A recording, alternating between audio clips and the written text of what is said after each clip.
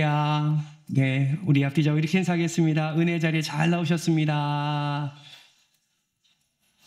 한 번 더 인사할 때 성도님이 최고입니다. 인사하겠습니다. 성도님이 최고이십니다. 예, 하나님이 보시기에도 또 기도의 자리에 나온 모든 성도님들이 또 최고라 인정해 주실 줄 믿습니다. 이 시간에 우리 하나님의 말씀 함께 교독하겠습니다. 마태복음 9장 우리 9절에서 13절 말씀입니다. 신약 성경 12면에 있습니다.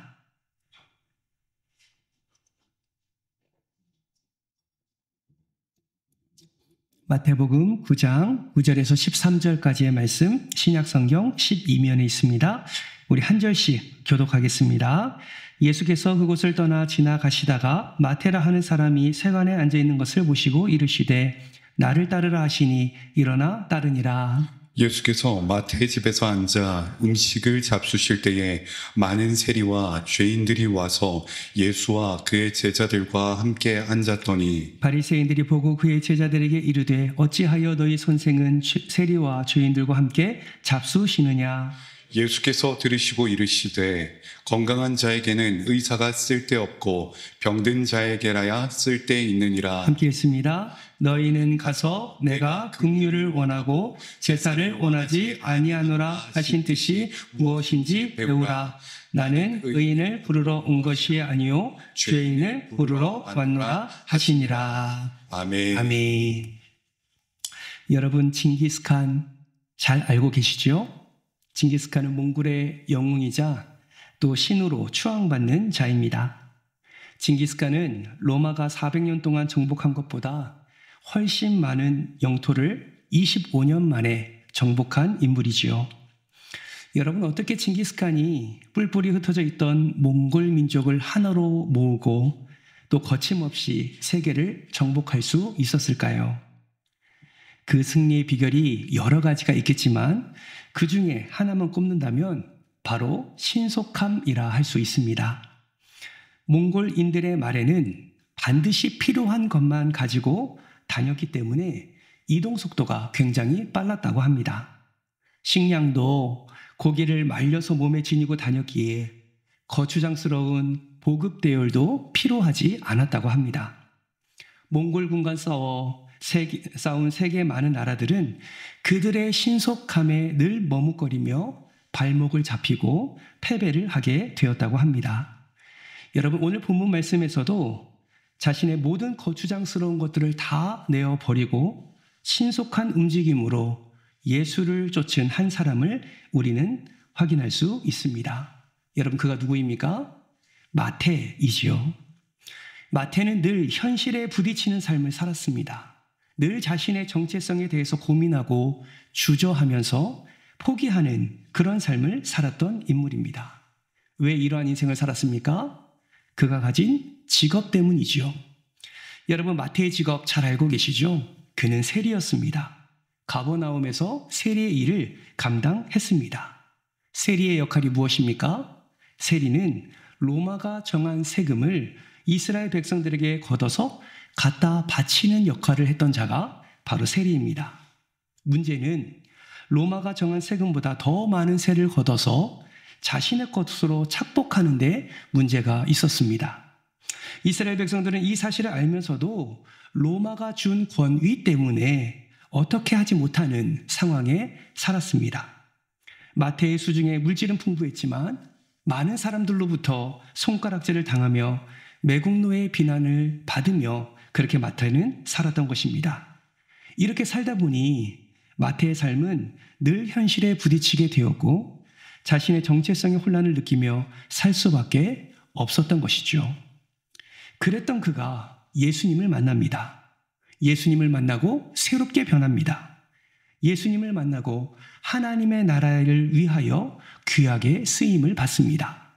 얼마나 귀하게 쓰임 받았는지 수많은 핍박과 어려움 속에서도 마태는 복음을 전하기를 힘썼고 결국 에티오피아에서 복음을 전하다가 목베임을 당하고 순교당했다고 전해지고 있습니다. 여러분 마태는 현실에 부딪히고 자신의 정체성의 혼란을 겪으며 살았는데 어떻게 하나님 나라에 귀하게 쓰임받는 인생으로 바뀌게 되었을까요? 오늘 이 시간에는 마태의 삶을 우리가 함께 살펴보면서 예수님의 제자가 된다는 것은 무엇을 의미하는 것이고 또 그러한 제자로서의 삶은 어떻게 살아가야 되는지를 함께 살펴보려고 합니다. 어쩌면 우리도 마태처럼 늘 현실에 부딪히며 정체성의 혼란을 가지고 살아가고 있는 분도 계실 텐데 오늘 말씀을 통해서 예수 그리스도의 진정한 제자로 다시 세워지는 저와 여러분 되시기를 주님의 이름으로 축복합니다. 먼저 예수님의 제자가 된다는 것은 무엇을 의미할까요? 첫 번째는 희생적인 결단의 삶을 사는 것을 의미합니다. 여러분 9절 말씀 다시 한번 읽어볼까요? 9절입니다. 시작. 예수께서 다가 마테라 하는 사람이 세간에 앉아 있는 것을 보시고 이르시되 나를 따르라 하시니 일어나 따르니라. 아멘. 여러분 예수님의 사역의 중심은 가버나움이었습니다. 그런데 그 가버나움에서 지금 마태가 세리의 역할을 감당하고 있습니다. 이것은 무엇을 의미합니까?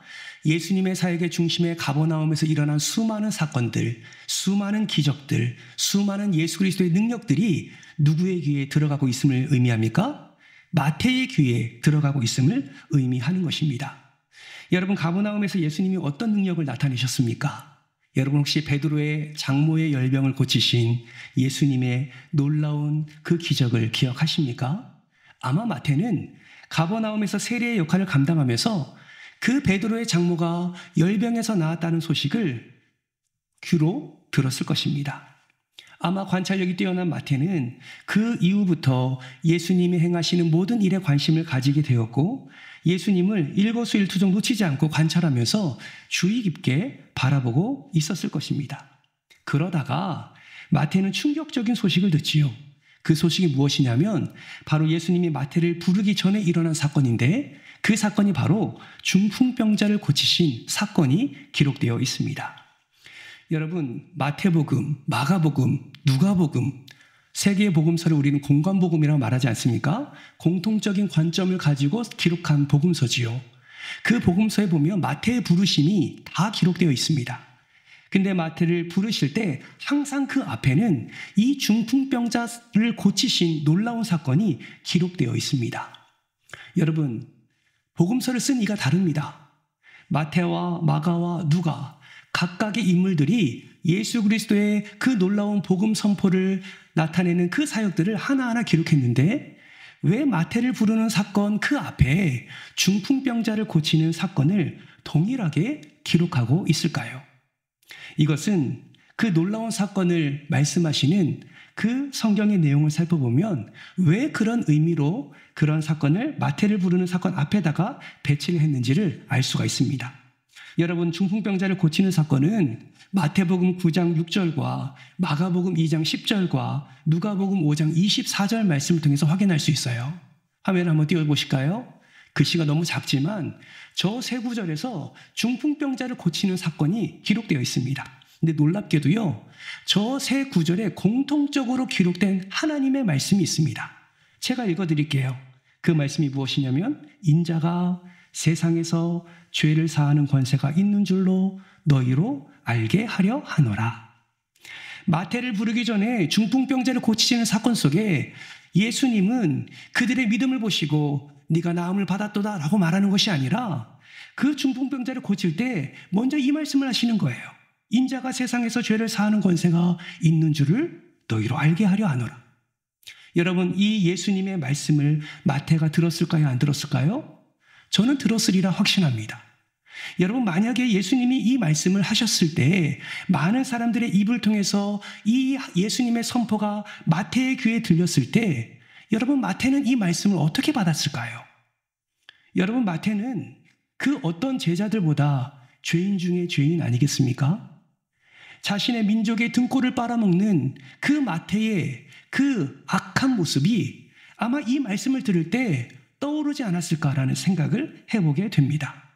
여러분 예수님이 마태를 부르시기 전에 왜 중풍병자를 고치시면서 이러한 말씀을 하셨을까요? 아마도 이런 의미가 있지 않았겠습니까? 하나님은 악한 사람이라도 불러서 죄를 사하시고 그 사람을 쓰신다라는 것을 분명하게 선포하고 있는 말씀이 아닌가 생각을 해보게 됩니다. 이 중풍병자 사건 이후에 마태를 부르시지요. 여러분, 마태가 예수님의 음성을 듣습니다. 마태의 이름을 부르는 예수님의 음성을 듣습니다. 여러분, 누군가가 이름을 불러준다는 것은 어떤 의미가 있습니까? 누군가가 내 이름을 불러준다는 것은 그 사람을 식별하는 것을 넘어 그 사람의 존재와 가치를 인정해주는 매우 중요한 의미를 담고 있습니다. 제가 만약에 여러분의 이름을 불러서 누구누구 장로님, 누구누구 권사님이라고 말하는 것은 무엇을 의미하는 거예요? 다른 사람과의 구별을 뛰어넘어 그분의 존재 자체를 인정해주고 그분의 정체성을 인정해주는 것을 의미한다라는 것이죠. 그런데 여러분, 만약에 정말 생각지도 못한 위대한 분이, 정말 감히 쳐다볼 수 없는 그 높은 분이 저와 여러분의 이름을 부른다라고 생각해 보십시오. 예를 들어 제가 여러분에게 누구누구 장로님, 누구누구 권사님하고 이름을 불러놓은 것과 우리가 너무나 사모하고 너무나 기대하고 너무나 간절히 바라는 예수 그리스도가 여러분의 삶 속에서 바울아라고 사울아라고 이야기하는 것처럼 누구누구 장로야, 누구누구 권사야 라고 이름을 불러준다면 제가 부르는 그 이름의 존재의 의미와 예수님이 말씀하시는 그 이름의 존재가 같을 수가 있겠습니까? 전혀 다르다라는 것이죠. 마태는 수많은 사람들이 예수님이 자신의 이름을 불러주기를 기대했지만 그 듣지 못한 그 이름을 예수 그리스도의 입술을 통해서 마태를 부르는 음성을 마태는 듣게 됩니다. 아무도 특별한 의미로 다가왔겠지요. 마태는 모두가 인정하지 않고 모두가 매국노라 하는 그 의미에 담겨진 그 마태의 이름을 예수 그리스도의 입술에서 선포되는 순간 마태는 온 마음의 감동과 감격이 일어났을 것입니다. 그때 예수님이 뭐라고 말씀하시죠? 나를 따르라. 나를 따르라 라고 말씀하시는 거예요. 나를 따르라. 여러분, 짧은 두 단어이지만 마태는 마치 이 단어를 기다렸다는 듯이 그 음성을 듣고 모든 것을 내어버리고 예수를 따라갔다라고 성경은 말씀하고 있습니다. 여러분, 이것은 놀라운 반응이에요. 왠지 아십니까? 세리 마태가 사람들에게 경멸을 받으면서도 포기할 수 없던 그것을 내려놓았다라는 의미이기 때문입니다. 여러분, 마태가 수많은 사람들에게 저 매국노 같은 자식, 저 나쁜 새끼, 이런 욕을 들었음에도 불구하고 그 직업을 포기하지 못한 이유가 무엇입니까? 자신이 가장 가치 있게 여겼던 그것이 자기 수중에 있기 때문이죠. 여러분, 그것이 무엇입니까? 돈입니다. 여러분, 그가 직업을 포기할 수 없는 이유는 수많은 물질이 자기 수중에 채워지고 그것이 그에게 만족이 되었기 때문에 그 직업을 포기할 수 없었던 것이죠. 근데 예수를 따랐다는 것은 무엇을 의미합니까? 자신이 가장 가치 있게 여기는 그것을 내려놓았다라는 것을 의미합니다. 여러분, 어부들은 예수님을 떠났을 때 다시 어부의 길로 돌아갈 수 있지요. 그런데 세리는 그렇지 않습니다. 로마가 인정해주는 사람만이 세리의 역할을 감당할 수 있었기 때문에 예수님을 따른다는 것은 로마가 임명한 그 자리를 포기한 것이고 다시 그 자리로 돌아가기가 너무나 어렵다라는 것을 분명히 알 수가 있습니다. 여러분, 마태는 예수님의 부르심에 자신의 모든 것을 내려놓았습니다. 여러분, 오늘날 우리의 모습을 볼까요? 많은 성도들이 신앙생활을 하면서 또 부르시는 그 예배 자리에 나와서 하나님께 예배하면서도 삶 속에서도 믿음으로 사는 삶을 주저하는 경우를 보게 됩니다. 여러분, 여기서는 주여 주여 합니다. 예배당에서는 아멘 아멘 합니다. 우리가 좀 전에 찬양할 때도 얼마나 마음을 다해서 찬양했습니까? 얼마나 정성을 다해서 내 삶의 고백을 하나님께 올려드렸습니까? 그런데 삶의 자리로 나아가면 우리는 어떻게 살 때가 있습니까? 믿음대로 사는 것을 주저할 때가 있다라는 것이죠. 여러분, 왜 성도들은 믿음대로 살지 못할까요? 세상 사람들이 욕하는 것처럼 마치 이중인격자처럼 교회 안에서는 너무나 뜨겁게 하나님을 사모하는데 왜 밖에서는 믿음대로 살지 못할까요? 여러분, 그 이유가 뭐라고 생각하십니까? 여러 가지 이유가 있겠지만 믿음대로 사는 삶을 주저하는 이유는 내가 가장 소중하게 생각하는 그 가치를 포기할 수도 있기 때문이라는 생각이 들기 때문입니다. 내가 정말 중요하게 여기는 그 내 삶의 어떤 그 희생을 치를 수도 있다라는 생각이 말씀대로의 삶을 주저하게 만든다라는 것이죠. 그러나 성경은 무엇이 최고의 가치라고 말하고 있습니까? 여러분, 마태복음에만 등장하는 비유가 있어요. 그 비유가 뭔지 아십니까? 밭에 감추인 보화 비유입니다. 여러분 혹시 어린이 찬양 중에 천국은 마치라는 찬양 아세요? 예, 천국은 마치. 저희는 어제 가정 예배를 드리면서도 이 천국은 마치라는 찬양을 함께 불렀습니다. 여러분 그 찬양의 가사 여러분 기억하십니까? 밭에 감추인 보화를 발견한 사람은 그 다음에 어떻게 합니까? 집 팔고 또 뭐 팔아요? 땅 팔고 또 뭐 팔아요? 잘 아시네요. 냉장고까지 팝니다. 그거 왜 팔아요? 그거에 팔아서 더 좋은 가치를 사기 위함이죠. 내가 가진 최고의 가치를 팔아서 더 중요한 가치를 얻기 위함입니다. 왜요? 그것이 더 유익하기 때문이죠. 성경은 비교할 수 없는 그 가치를 뭐라고 말합니까? 천국이라고 말하는 것이죠. 여러분, 세리였던 마태는 이 영적인 셈법에도 밝아서 자신이 예수님을 따르고 자신이 천국 백성이 되기 위해 자신의 모든 것을 내어버리는 선택을 하는 것을 보게 됩니다. 사랑하는 성도 여러분, 저는 이 시간 여러분을 축복합니다. 여기 계신 모든 분들이 마태처럼 인간적인 계산에 밝을 것이 아니라 영원한 것에 계산이 밝기를 주님의 이름으로 축복합니다. 혹시 여러분이 놓지 못하고 있는, 여전히 나의 발목을 잡고 있는, 더 깊은 믿음으로 나아가지 못하게 하고 있는 것들이 여러분 안에 있습니까? 여러분, 오늘 말씀을 통해서 마태와 같이 더 영원한 것을 사모하시기를 주님의 이름으로 축복합니다. 내 삶의 희생적인 결단을 통해서 더 하나님을 바라보고 더 예수 그리스도께로 가까이 나아가는 여러분 되시기를 주님의 이름으로 축복합니다.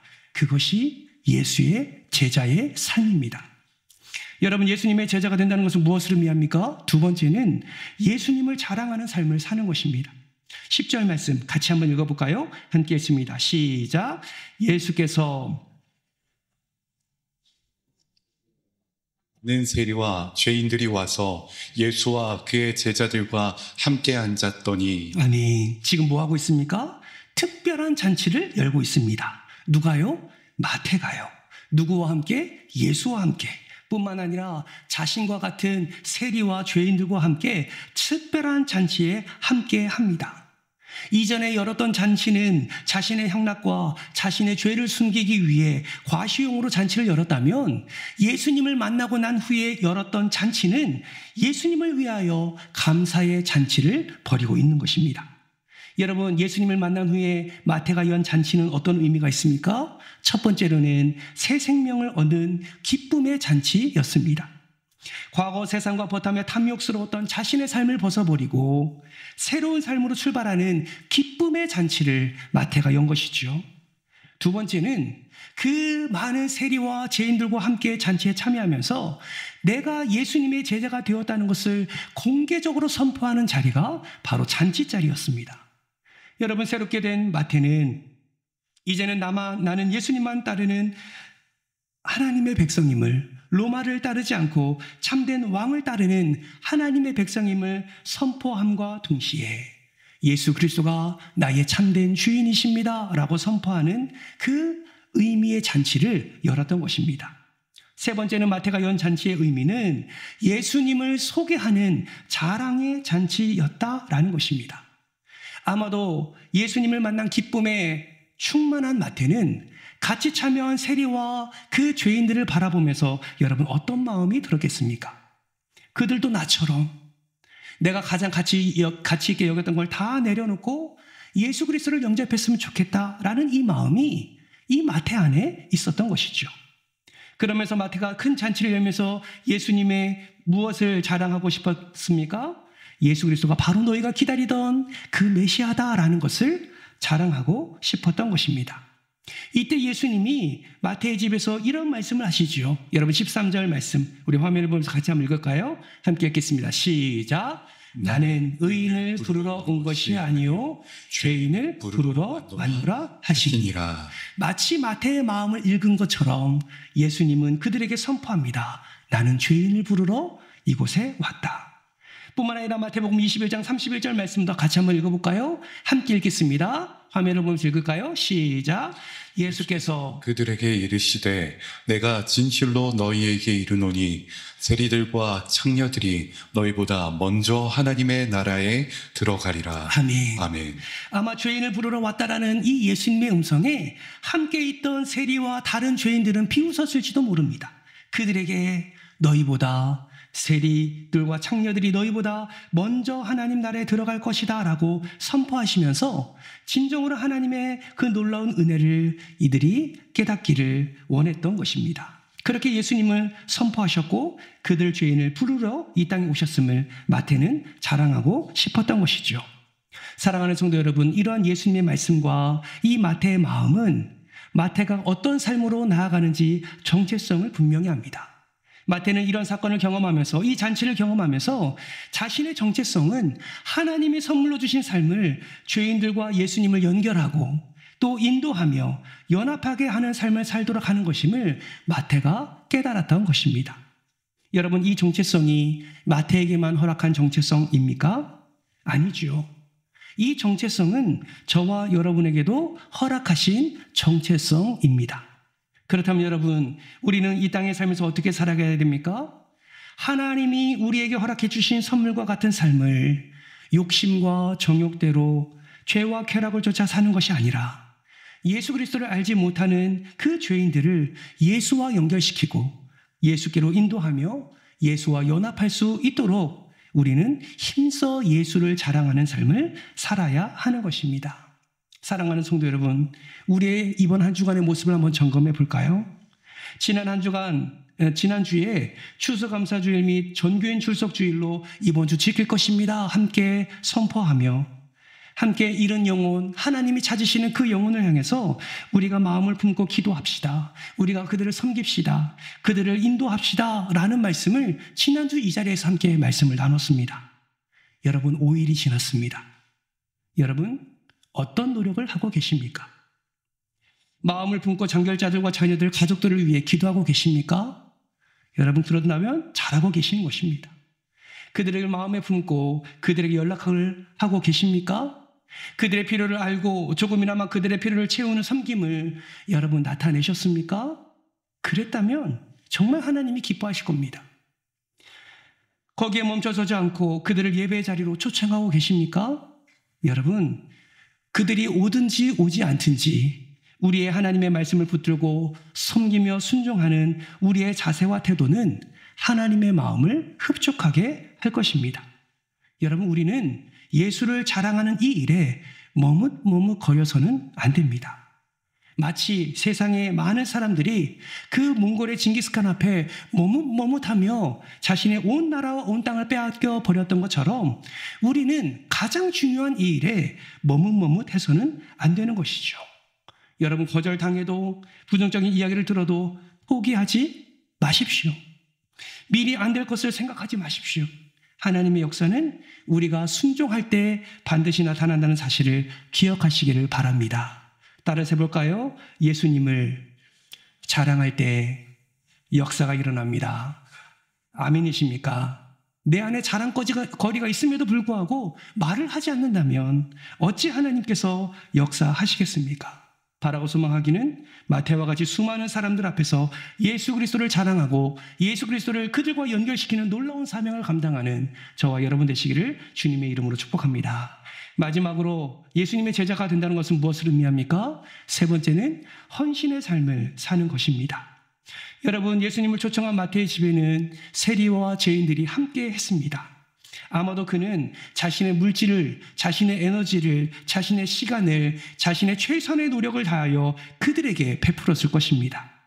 그러니 그 자리에 많은 사람들이 예수 그리스도의 제자들뿐만 아니라 그들의 잔치에 함께 참여할 수 있었던 것이죠. 여러분, 이처럼 마태는 자신의 모든 재능과 은사를 활용해서 하나님 나라에 목숨을 다하는 헌신의 삶을 나타내었습니다.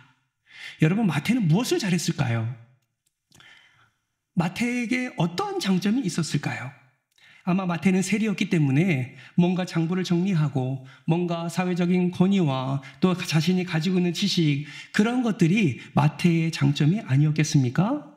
아마도 마태는 자신의 경험과 지식을 모두 주님을 위하여 사용하기 위하여 애를 썼을 것입니다. 수많은 제자들이 있지만 마태는 예수님의 그 놀라운 삶을 하나하나 기록하며 정리해 두었습니다. 그래서 여러분, 마태복음을 읽어보면 다른 복음서와는 달리 예수님의 사역들이 아주 일목요연하게 잘 정리되어 있는 것을 볼 수 있습니다. 스코틀랜드 신학교 학장이었던 알렉산더 화이트라는 학장도 마태에 대해서 이렇게 이야기를 합니다. 같이 한번 읽어볼까요? 시작. 마태가 예수님을 따라 나서면서 그의 과거 직업으로부터 가지고 온 것은 펜과 잉크뿐이다. 무엇을 말합니까? 자신이 할 수 있는 모든 것을 다해서 하나님 나라를 위해서 헌신했다라는 것을 말씀하고 있는 것입니다. 뿐만 아니라 설교 서두에 말씀드렸듯이 마태는 에티오피아에 가서 복음을 전하다가 목을 베어 순교를 당했습니다. 비록 마태는 죽임을 당했지만 그 마태가 뿌린 복음은 큰 열매를 맺었습니다. 여러분, 어떤 열매를 맺은지 아십니까? 기독교를 최초로 국교로 받아들인 나라가 바로 에티오피아입니다. 여러분, 로마가 392년에 기독교를 국교로 삼았는데 에티오피아는 그보다 더 일찍인 325년에 기독교를 국교로 받아들입니다. 그 나라의 국기를 한번 보실까요? 그 나라의 국기를 보시면 가운데 별이 있습니다. 이스라엘은 다윗의 별을 그려 넣었지만 에티오피아는 국기에 솔로몬의 별을 그려 넣었습니다. 여러분, 현재 아프리카 지역에 에티오피아가 복음화율이 가장 높다고 합니다. 한 사람의 헌신, 한 사람의 섬김, 목숨을 다한 한 사람의 사역이 모든 사람들이 주님께로 나아간 밑거름이 된 것입니다. 이처럼 마태는 예수님을 위해 자신의 물질과 은사, 자신의 목숨까지 내어놓는 헌신의 삶을 살았습니다. 왜 좋은 직장 다 버리고, 왜 좋은 배경 다 버리고 예수를 쫓았냐라고 손가락질 당할 수 있었지만, 그 모든 것보다 마태는 예수 그리스도의 그 놀라운 은혜, 하나님 나라의 그 놀라운 사역이 그 어떤 것보다 가치 있다 여겼기에 자신의 모든 것을 다해서 헌신의 자리로 나아가게 된 것입니다. 사랑하는 성도 여러분, 이 헌신의 자리에 하나님께서 저와 여러분을 부르고 계십니다.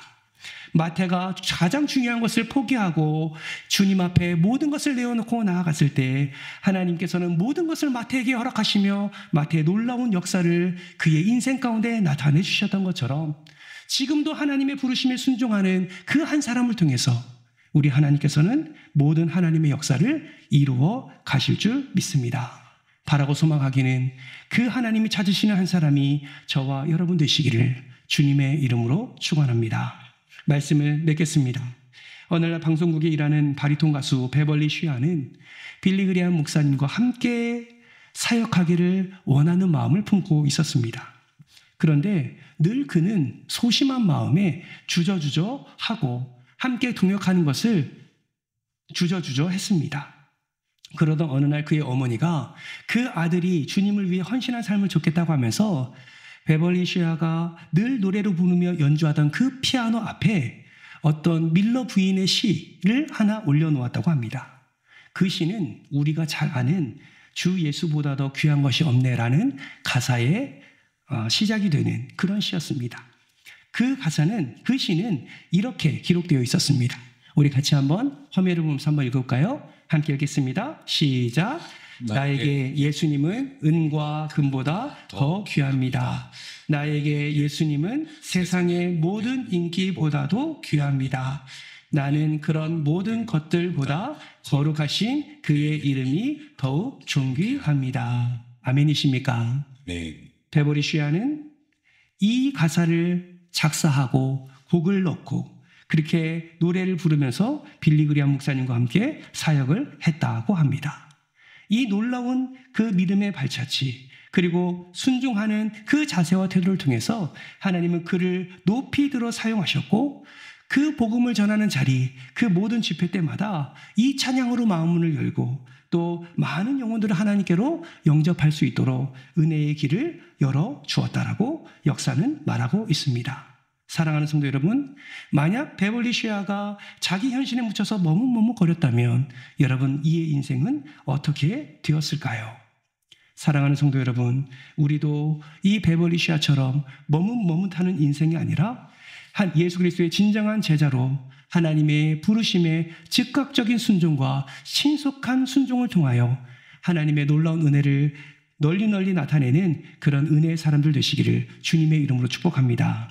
환경적 사람 되지 마시고 상황적 사람 되지 마시고 그 자리를 박차고 일어나 오직 예수께로 나아가 주께서 인도하시는 놀라운 은혜를 풍성히 누리는, 그래서 여러분의 삶 속에서 예수의 제자로서 하나님이 기뻐하시는 삶을 살아 하나님이 놀라운 역사를 일으키는 놀라운 은혜의 통로, 축복의 통로 되시기를 주님의 이름으로 축원합니다.